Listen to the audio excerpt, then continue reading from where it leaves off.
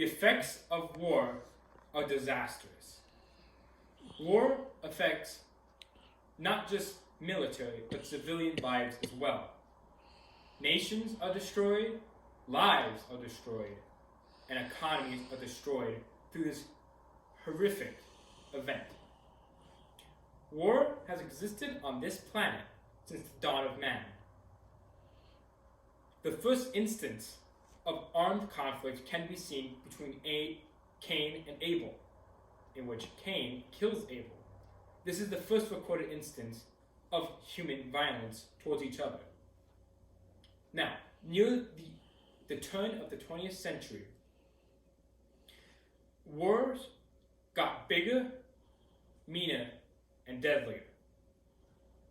Before the 20th century, wars was an event participated and sponsored by a select group of people, trained, armed, and it was their job for that specific reason, to go to war.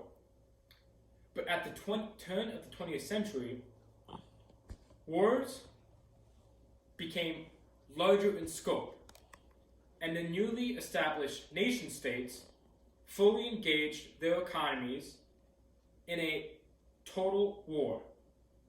This new kind of war led to millions of civilians and military members dead, with millions of more affected by casualties or wounded. These new wars were totally unprecedented than anything the world had seen before. And with the access of new technology, wars became deadly. Now, how do we prevent wars like World War I and World War II from breaking out in the first place? Only through the use of control and ownership of nuclear weapons is peace on a global scale able to occur. Now, you might ask, how can nuclear weapons, these missiles that bring destruction and death on a worldwide scale, bring peace or the status quo in the world? Well, to answer that question, we must first look at the past of nuclear weapons and how they were used and how they're currently used to understand how they preserve peace. Nuclear weapons were developed in the flames of World War II. The United States was currently at war with Germany and Japan. The United States desired a new weapon to help end this war against these two countries. A secret project called the Manhattan Project had been created to build this new weapon. This weapon ended up being the atomic bomb, a weapon that could create destruction on an unprecedented level. Both Nagasaki and Hiroshima were affected by these new weapon. Destruction perceived on both targets was the first time and the only time nuclear weapons were used on another country. Now, you might say all this destruction produced by these atomic bombs is the reason why we shouldn't have it.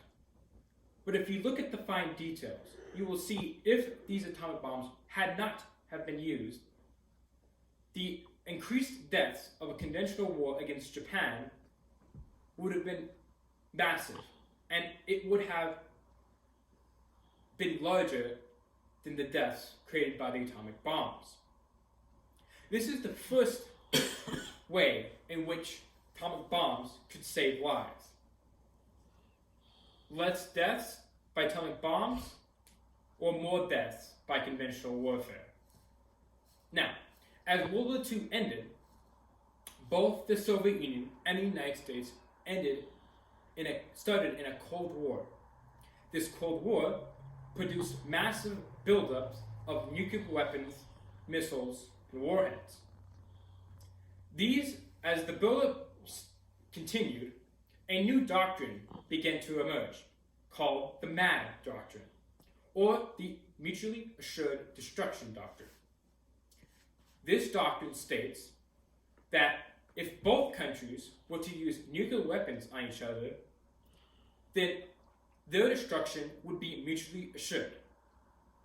In the words of a great movie, War Games, the best way to win a nuclear war is not to play. If country A had nuclear weapons and country B had nuclear weapons, if country A wanted to use conventional warfare on country B nuclear weapons would deter countries A from ever attacking conventionally because of countries A threat of nuclear warfare. You can most importantly see this with the new 2017 study by the Department of Defense, in which it reviewed number of conventional deaths pre and post the nuclear age. In the age before nuclear weapons, on average, 1.75% of the world population had died due to conventional means. This has been an incredible high amount compared to use centuries prior. But now, after the introduction of nuclear weapons, this figure dropped significantly from 0.75 to 0.03% per year after nuclear weapons had been introduced. This decrease is no accident. This is because nuclear weapons were introduced and used as deterrents. Nuclear weapons prevent conventional war from breaking out in the first place by the idea of deterrence and MAD. This, as previously said, can be seen in the data and the statistics. Now, an opponent might say, what would happen if a nuclear bomb accidentally goes off or we lose it? Well, you can have assurance that due to the serious nature of these bombs, countries possessing nuclear weapons would make nuclear weapons the highest priority on the list to keep them safe, protected, and maintained in the best shape possible due to its destructive nature. We can have trust in the leaders and our governments that nuclear weapons will not be used against each other or be lost or misplaced. Now, it is important to understand that nuclear weapons are not toys, but are tools. They are tools of peace. A little bit ironic, but nuclear weapons bring countries to the negotiating table before war breaks out. By the deterrence of nuclear weapons, countries are more likely to come to a diplomatic means than risking a nuclear war breaking out. This can be seen in the United Nations and the additional conflicts that followed that were prevented through nuclear weapons. Now, as previously stated, nuclear weapons are not toys and should be treated with respect. We, as a civilian population, should not be scared of nuclear weapons due to the nuclear weapons use and pursuit of peace. Now, nuclear weapons are integral to our national security. And major countries, use nuclear weapons to stop massive wars from ever breaking out ever again. Now, we, like previously stated, should not be scared, but should be respectful of these nuclear weapons and how they should be the key to unlocking a more peaceful world. Thank you. Now, any questions?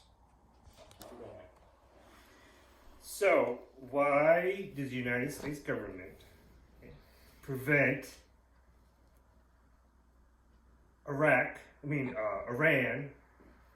having nuclear weapons if everybody has nuclear weapons playing level field, why do we, as American government, prevent Iran to do that? Your theory says everybody should have nuclear weapons for war.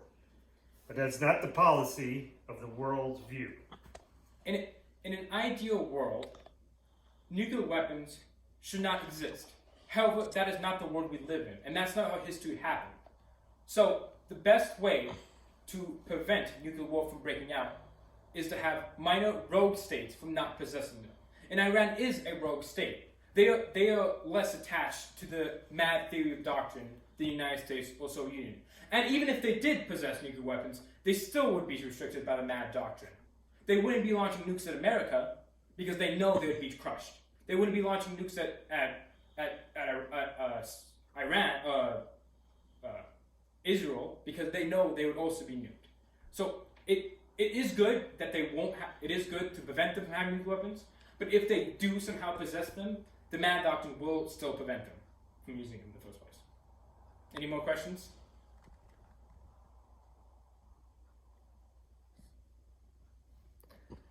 In the case of the two countries that are heavily religious, between Pakistan and India, which they both have nuclear weapons, what's preventing them? Because in their religions, mad doesn't really concern them from destroying each other in the Kashmir region.